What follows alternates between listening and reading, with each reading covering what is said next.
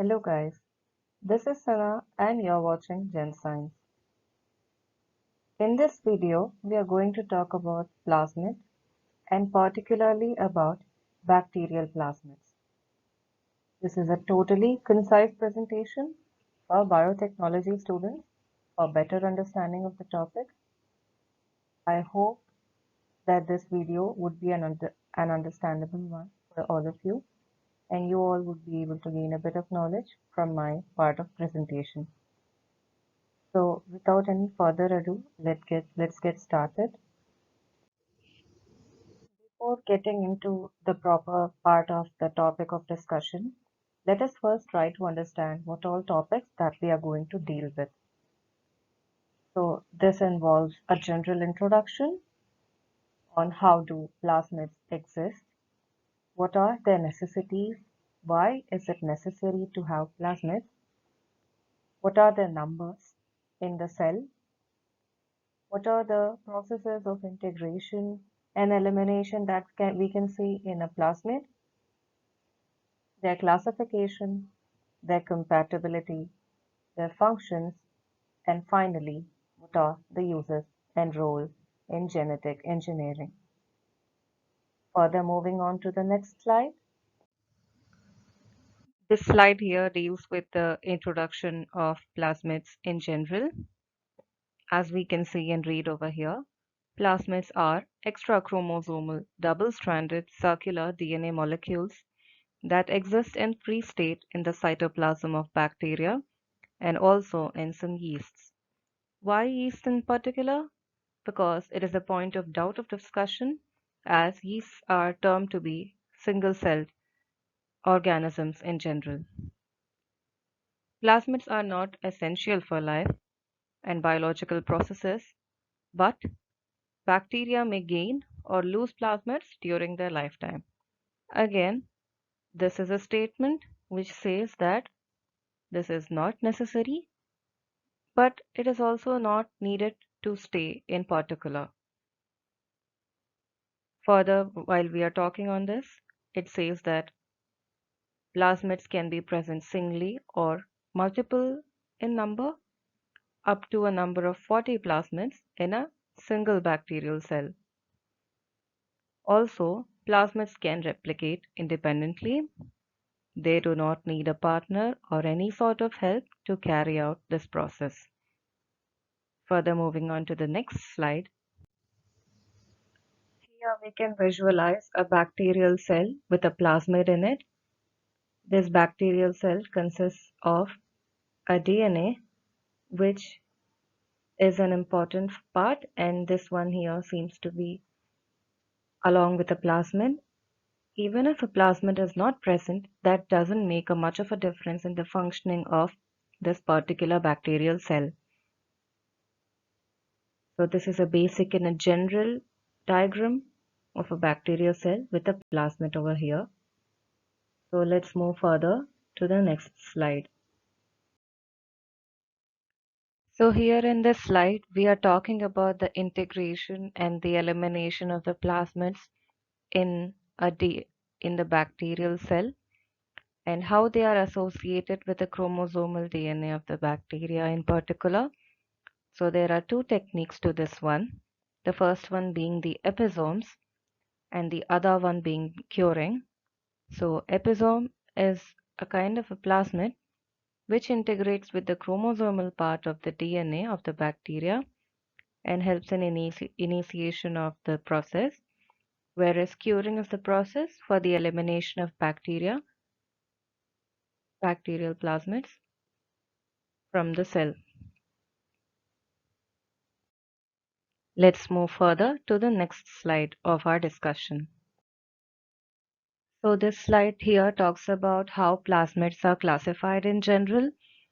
So there are two types to this one. The first one being the conjugative one and the other one being non-conjugative. So why do we call plasmids as conjugative is because they have this property of self-transmissibility, whereas the non-conjugative plasmids cannot transfer themselves that easily. So that is how they are classified. Let's move on to the next slide now. Over here, as we talk about compatibility, these are based upon two different compatibility methods. The first one being the compatible plasmids, whereas the other one, the opposite, being called as the incompatible ones. So why do we call this compatible plasmid? It's because over here we have two plasmids that can stay together inside a cell only if they're compatible with each other. Otherwise, there won't be any sort of association.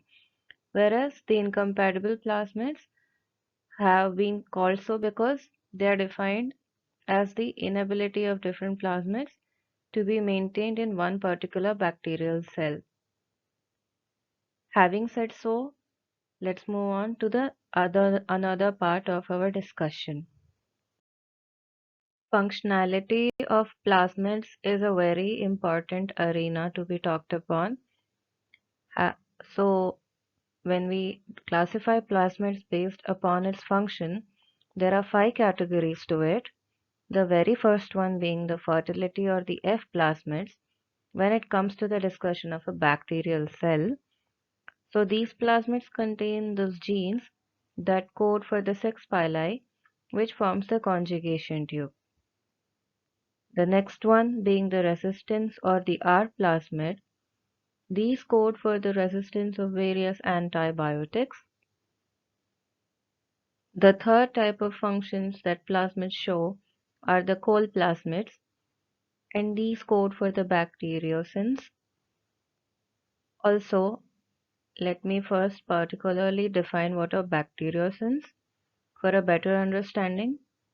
So these are the proteinaceous or the peptidic toxins that are produced by the bacteria to inhibit the growth of a similar or closely related bacterial strain. Moving on to the fourth one of the plasmid functionality. This one, as the name states, codes for the virulence factors like toxins or adhesins. So these are the virulence plasmids. And finally, the last one of the functions is the metabolic plasmids. These help in hosting of the various metabolic activities. So this comes to the end of the functions. Let's go to the next slide. Having reached to the end of our slide discussions of this particular topic of the bacterial plasmids, in this one we are talking about the uses of these bacterial plasmids and its role in genetic engineering. We are trying to summarize it and not go much deep as we want to keep the video short. So these plasmids are used as vectors in genetic engineering as they have the ability to transfer the DNA from one cell to another. That is why they are used as vectors. Also, these plasmids contain certain sites where genes can be inserted artificially by recombinant DNA technology. So, this is used for protein production and gene therapy. Having said these lines, I have come to the end of my video.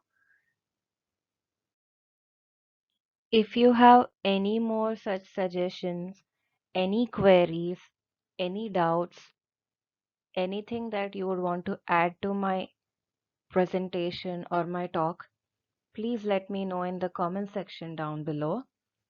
Also, do not forget to like, share and subscribe my channel and like my video for sure. This being my very first video, I'm quite excited to talk more about different topics and also try to gain much more knowledge. Hope you people will be able to support me more and help me out in my further projects. Thank you everybody. Have a nice day. Bye.